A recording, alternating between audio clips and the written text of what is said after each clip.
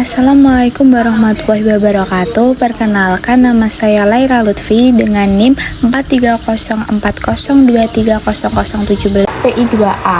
Pada kesempatan kali ini saya akan membuat video review buku yang berjudul Psikologi Islam karya Bapak Agus Hermawan SPDI MA untuk memenuhi tugas ulangan tengah semester Psikologi Islam.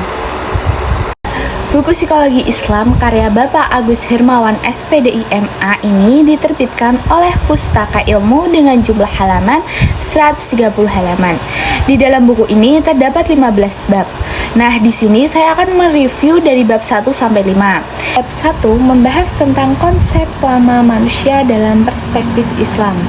Konsep lama pembicaraan tentang manusia juga disoroti sebagai topik menarik yang tidak pernah selesai, karena manusia merupakan makhluk multidimensi dan memiliki potensi yang agung.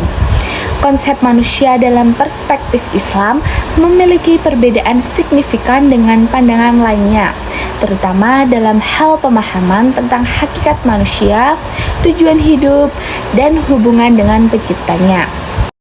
Menurut saya, ada beberapa poin penting tentang konsep manusia dalam Islam.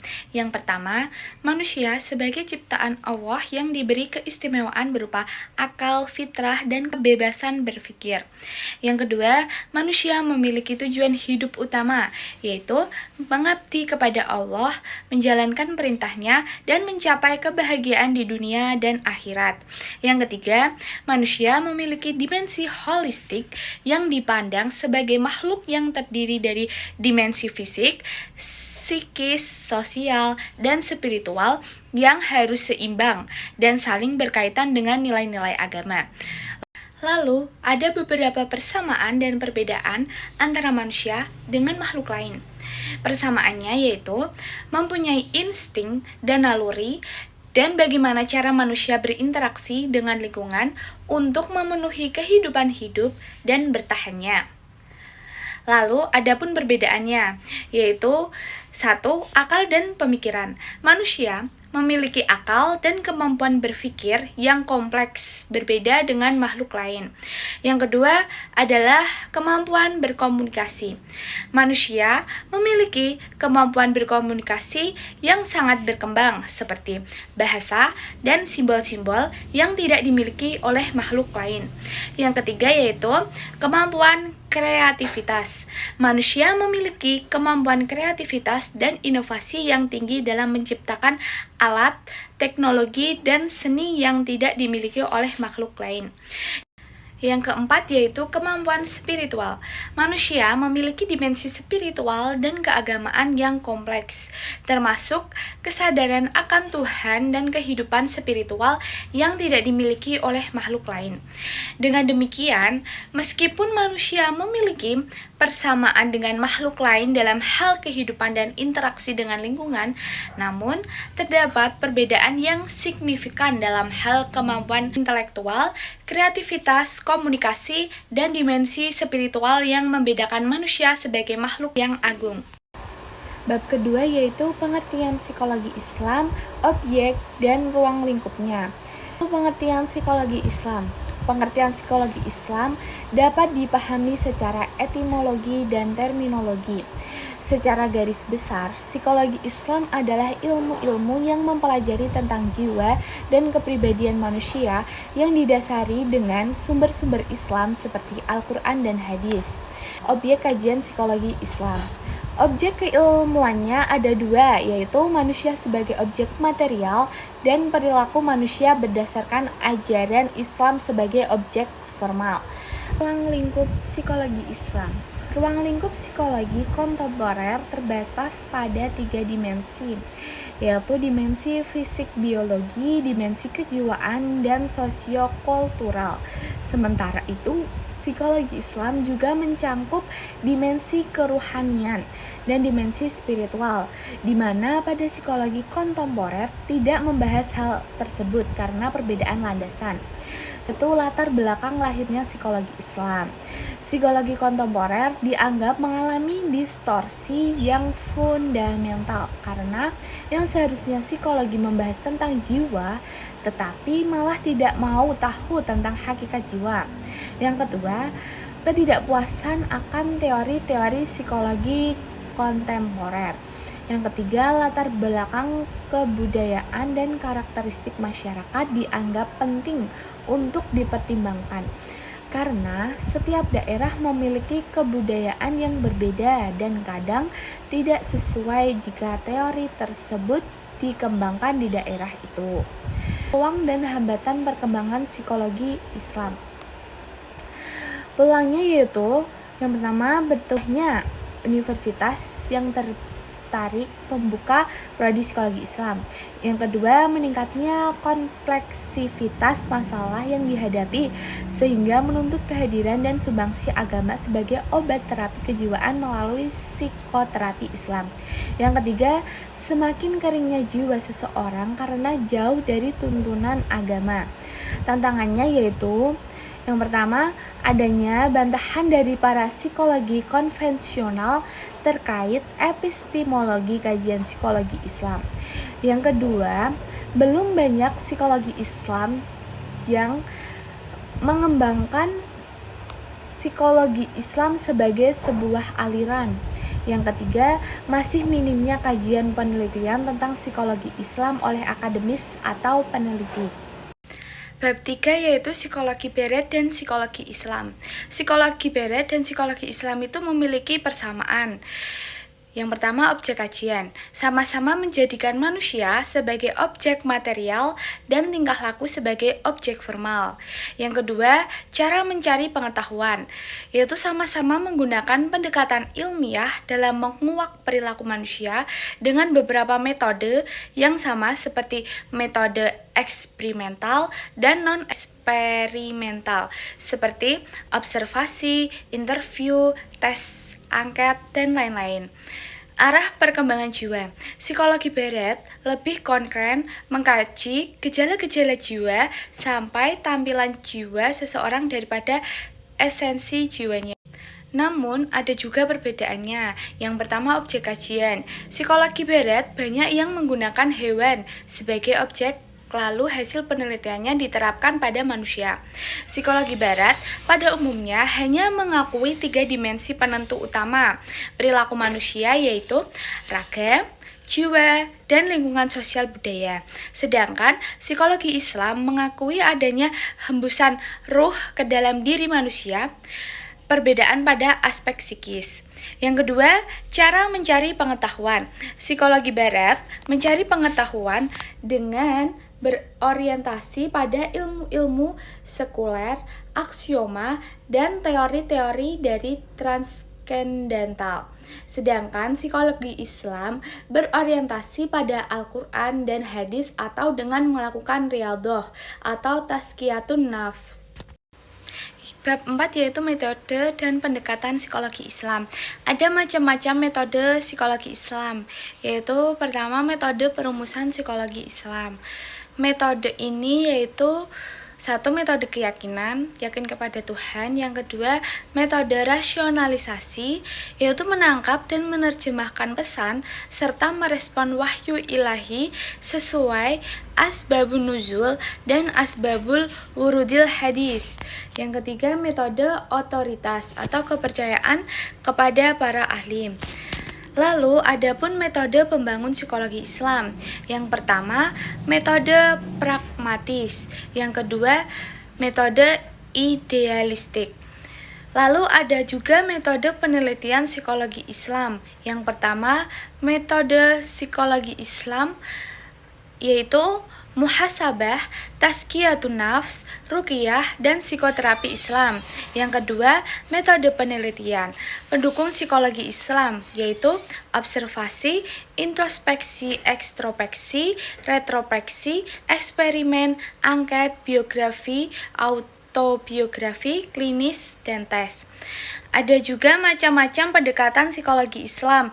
Yang pertama, pendekatan struktural atau introspeksi diri. Yang kedua, pendekatan fungsional, fungsi atau pengaruh agama. Dan yang ketiga, ada pendekatan psikoanalisis, yaitu analisis kepribadian. Bab 5 yaitu jiwa nafs dalam perspektif Islam. Pengertian jiwa atau nafs. Jiwa atau nafs adalah kesatuan fisik, jiwa, dan raga, serta keseluruhan aspek dan dimensi psikis manusia yang terdiri atas akal, nafsu, kalbu, ruh, dan fitrah manusia. Konsep penyusun jiwa yaitu yang pertama, akal. Akal ini berfungsi untuk mengikat hawa nafsu. Akal diartikan sebagai energi yang mampu memperoleh, menyimpan, dan mengeluarkan pengetahuan. Yang kedua ada nafsu, yang ketiga qalb atau hati, yang keempat ruh, dan yang kelima ada fitrah. Adapun tingkat-tingkatan jiwa, yang pertama jiwa Rabani, yaitu jiwa yang telah menerima pencerahan dan kehidupan ketuhanan. Yang kedua, ada jiwa insani, yaitu jiwa yang berada antara jiwa Rabani dan jiwa hewani. Dan yang ketiga, ada jiwa hewani, yaitu jiwa yang sejalan dengan watak manusia yang selalu mengajak hati mereka kepada perbuatan syahwat dan kesenangan. Selanjutnya, adapun fungsi jiwa bagi manusia. Yang pertama, mendorong dan menggerakkan otak manusia agar berpikir dan merenungkan apa-apa yang telah Allah ilhamkan berupa kebaikan dan keburukan, sehingga akan dapat menemukan hikmah-hikmah dan rahasia dari keduanya. Yang kedua, mendorong dan menggerakkan kalbu, hati yang lembut yang ada dalam dada agar merasakan dua perasaan, yaitu perasaan ketuhanan dan perasaan kemakhlukan, agar menerima ilham dan penampakan isyarat-isyarat ketuhanan yang abstrak dan tersembunyi. Yang ketiga, mendorong dan menggerakkan panca indera kepada objek-objek ayat-ayat Allah Subhanahu wa Ta'ala yang membumi dan konkret, hak dan batil. Yang keempat ada mendorong dan menggerakkan seluruh organ-organ tubuh dalam kerja sunatullah, seperti gerak jantung, kerja paru-paru, limpa, hati, ginjal, dan lain-lainnya. Yang kelima, mendorong dan menggerakkan diri agar melahirkan perbuatan-perbuatan, sikap-sikap, tindakan-tindakan, gerak-gerik, dan penampilan yang fitrah. Ada juga manajemen jiwa agar tetap baik dan sehat. Agar kondisi jiwa manusia tetap sehat dan suci, maka ibarat tanaman perlu dipupuk, dirawat, dari hama penyakit. Menurut Agus Hermawan, beberapa cara yang dapat dilakukan yaitu: yang pertama, mempelajari ilmu akhlak yang baik dan buruk. Yang kedua, mempraktekannya dengan berzikir, mujahadah, dan muhasabah, tazkiyatun nafs, dan melakukan riyadhah, dan atau ikut tarekoh, majelis zikir, majelis sholawat, dan lainnya. Yang ketiga, mempraktekkan usaha tahlil, dan tajalli. Yang keempat, berlaku istiqomah dalam beribadah. Dan yang kelima, membaca Al-Quran beserta terjemahannya, hadis, buku agama, serta kisah yang soleh. Selanjutnya, sholat malam dan membiasakan puasa Senin dan Kamis.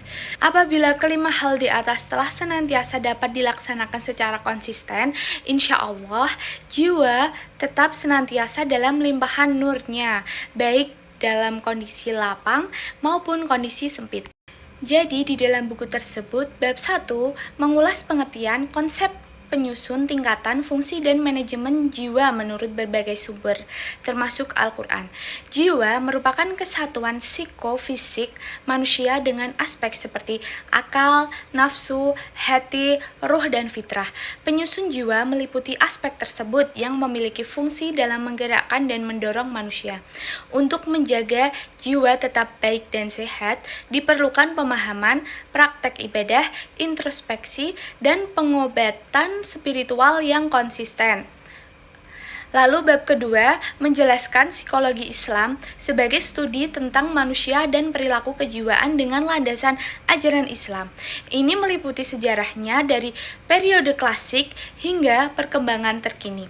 Psikologi Islam mencangkup dimensi spiritual dan kerohanian serta bertujuan untuk membantu individu mencapai kebahagiaan hidup di dunia dan di akhirat.